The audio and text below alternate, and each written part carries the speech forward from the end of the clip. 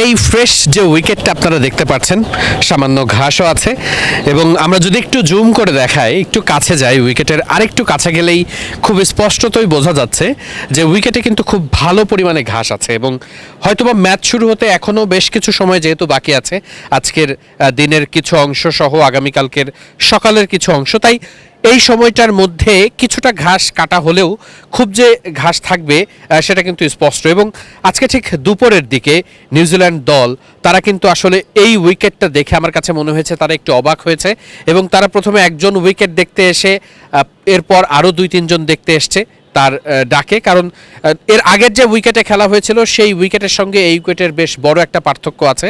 এই উইকেটটা ঘাস তুলনামূলক বেশি, কিছুটা ফ্রেশ মনে হচ্ছে, কিছুটা সাদা রং মনে হচ্ছে উপর থেকে। তুলনামূলক আগের উইকেটটা কিন্তু আমরা দেখেছি যে কিছুটা স্পিন ফ্রেন্ডলি উইকেটগুলোর চেহারা যেমনটা হয় ঠিক তেমনটাই ছিল। তাই দ্বিতীয় ম্যাচে বাংলাদেশ দল কেমন উইকেটে খেলতে পারে বা কেমন উইকেট প্রত্যাশা করতে পারে সেটার একটা প্রভাব বা সেটার একটা চিত্র কিন্তু বোঝা গেছে। এর পাশাপাশি আমরা যদি পুরো আউটফিল্ড একটু আপনাদেরকে দেখানোর চেষ্টা করি, খুব সুন্দর শেপে কিন্তু সাজানো আছে। আমরা সবসময় দেখেছি টনি হেমিং আসার পর থেকে মিরপুর শেরেবাংলা জাতীয় ক্রিকেট স্টেডিয়ামের যে আউটফিল্ড সেটা কিন্তু খুব সুন্দর করে সাজানো থাকে এবং এখন যেহেতু আকাশে রোদ আছে অনেক বেশি, মাঠে পানি দেওয়ার পাশাপাশি রোদের মাধ্যমে ঘাসটাকে সেই প্রাণবন্ত যেই ভিটামিন দেওয়া বলা হয় বা যে ধরনের পরিচর্যার প্রয়োজন হয় সেটা যেহেতু করার সুযোগ থাকে, তাই আউটফিল্ড খুব সুন্দর দেখানোর সব থেকে ভালো সময় এটা। এবং আমরা দেখতে পাচ্ছি আউটফিল্ডটা খুব দারুণভাবে সাজানো আছে। আমরা যদি উইকেটের একটু ওই পাশটাতে দেখি, বেশ কয়েকজন গ্রাউন্ডসম্যান তারা কিন্তু ঘাসের মধ্যে যে ছোট ছোট কীটনাশক দিয়ে তারা যাতে ওই পোকার আক্রমণগুলো থেকে ঘাসকে সেভ করতে পারে সেটাও কিন্তু টেক কেয়ার করা হচ্ছে। একেবারে নিখুঁতভাবে একটা মাঠের যত্ন নেওয়া যেটাকে বোঝায়। এর পাশাপাশি ম্যাচের আগের আরেকটা ব্যাপার নিয়ে খুব গুরুত্ব সহকারে কথা বলা দরকার। আমরা যদি একটু আকাশের দিকে আস্তে আস্তে করে একটু দেখাই, আমরা জানি যে এখন কিন্তু প্রচুর পরিমাণে তাপমাত্রা হিটওয়েভ চলছে। গত ম্যাচেও আমরা দেখেছি যে টস একটা গুরুত্বপূর্ণ ফ্যাক্টর ছিল, আজকে শরীফুল ইসলামও সেটা বলেছেন, কারণ ঠিক প্রথম সেশনে ফিল্ডিং করাটা খুব বেশি কঠিন হয়ে যাচ্ছে এবং এই গরমে নাজেহাল অবস্থা হয়ে যাচ্ছে সকলের।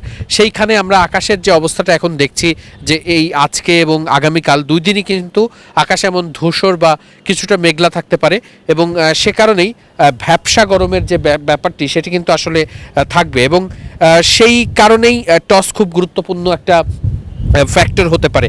আমরা ঠিক শেরেবাংলা জাতীয় ক্রিকেট স্টেডিয়ামের ছাদ থেকে আপনাদেরকে সেই বিস্তারিত ব্যাপারটাই দেখানোর চেষ্টা করছি।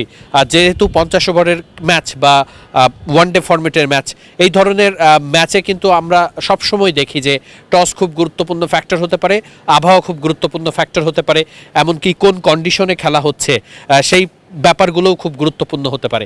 তাই সেগুলো নিয়েই কিন্তু আসলে আলাদা করে আলোচনা করছি, কারণ আপনার যখন আউটফিল্ড স্লো থাকে তখন কিন্তু আসলে রান কম হয়, আউটফিল্ড ফাস্ট হলে রান অনেক বেশি থাকে। একই সাথে উইকেট তো কত বড় ফ্যাক্টর এটা আমরা গত ম্যাচে দেখেছি। আর নিউজিল্যান্ডের সময় আমরা দেখেছি যে উইকেটটা খুব দ্রুত বল ব্যাটে আসছিল, রান করা সহজ হচ্ছিল, কিন্তু নিউজিল্যান্ডকে আমরা দেখেছি একটা সময় পর রিশাদ বলে টান পাচ্ছিলেন, মিরাজের বল স্কিট করে ভেতরে ঢুকছিলেন। এটা কিন্তু ইনিংসের শুরুর দিকে ছিল না। অর্থাৎ উইকেট খুব সময়ের সাথে সাথে দ্রুত বদলেছে, যেটাই আসলে বাংলাদেশের জন্য খুব বেশি কঠিন পরিস্থিতি তৈরি করেছে। আমরা দেখেছি যে বাংলাদেশের ব্যাটিংয়ের সময় অনেক বেশি বল টার্ন করছিল এবং এই বল টার্নের কারণে কিন্তু বাংলাদেশের ব্যাটসম্যানদের জন্য খেলাটা খুব মানে সেটেল হতে পারেননি বাংলাদেশের ব্যাটসম্যানরা। হ্যাঁ, অবশ্যই এই রান করা উচিত ছিল, এটার সঙ্গে উইকেটের অজুহাত দেখিয়ে লাভ নেই, বাট আমি আসলে কন্ডিশনের কথা বলছি। ওই কন্ডিশনের জায়গাটাতে আসলে বাংলাদেশ দল কিন্তু একটা বিপদে পড়েছিল। তাই খুব স্বাভাবিকভাবেই কন্ডিশন খুবই গুরুত্বপূর্ণ, অন্তত ম্যাটার করে মিরপুরের মতো জায়গাতে। এবং আমরা জানি যে একটা ব্যাপারে এখানে বলে রাখা ভালো, যেহেতু যে সময় খেলাটা শুরু হচ্ছে ঠিক সকাল 11টা, এই কারণে একেবারে দ্বিতীয় সেশনে 20 বা 15 ওভার হচ্ছে ফ্লাড লাইটের নিচে। এটা একটা গুরুত্বপূর্ণ রোল প্লে করছে। আমরা জানি যে যখন সূর্য ডোবার মতো পরিস্থিতি তৈরি হয় এবং ফ্লাড লাইট আসে, ওই সময়টাতে বল একটু বেশি মুভ করে। এটা এটা এটা হচ্ছে ক্রিকেটের একটা প্যাটার্ন, বিশেষ করে মিরপুরে এটা অনেক বেশি হয়।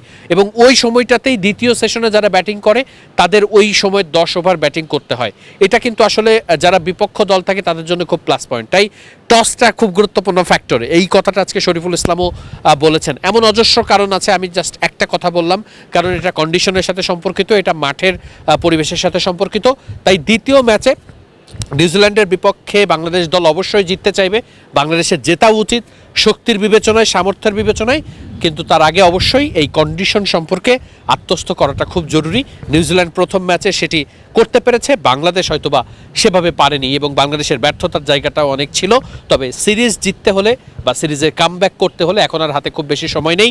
মিরপুরের আগামীকালকের ম্যাচেই বাংলাদেশকে সেটি করে দেখাতেই হবে। মিরপুর শেরেবাংলা জাতীয় ক্রিকেট স্টেডিয়াম থেকে ওয়াহিদ মুরাদ, মিডফিল্ড।